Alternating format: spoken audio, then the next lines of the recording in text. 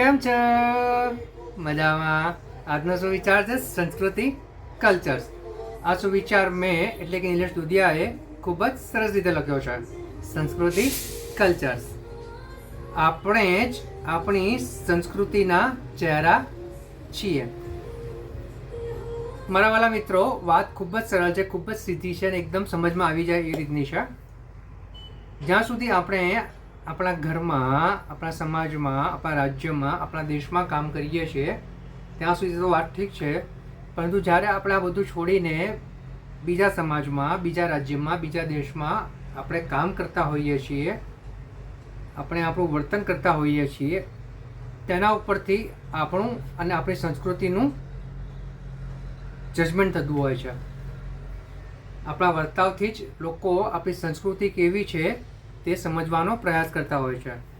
માટે જો આપણે આપણા દેશને સારો બતાવવો હોય, આપણી સંસ્કૃતિને સારી બતાવવી હોય, આપણા સમાજને સારો બતાવવો હોય, તો તેનું જે વર્તન કરવાનું છે, તેના સંસ્કૃતિને સારા બતાવવાના જે ગુણ છે, જે આપણે સારું અને સાચું કરીશું, આ બધું જ આપણા સંસ્કૃતિ સાથે જોડાયેલું છે. અને જો આપણે આનાથી ઉલટું આપણે કંઈ ખરાબ વર્તન કરીએ છીએ, કંઈ ખરાબ કામ કરીએ છીએ, તો તરત જ તે આપણી સંસ્કૃતિનું પણ જજમેન્ટ થઈ જાય છે. માટે જો આપણે આપણા સંસ્કૃતિને સારી બતાવવા માગતા હોઈએ, જેવી છે એવી બતાવવા માગતા હોઈએ, તો આપણે આપણામાં સારું એવું ફેરબદલ કરવો પડશે. સારા અને સાચા માર્ગ ઉપર આગળ વધવું પડશે.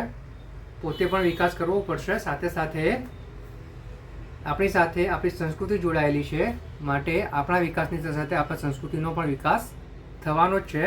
અને લોકો આપણી સંસ્કૃતિને ખૂબ જ સારી રીતે જોવા મજબૂર થઈ જશે.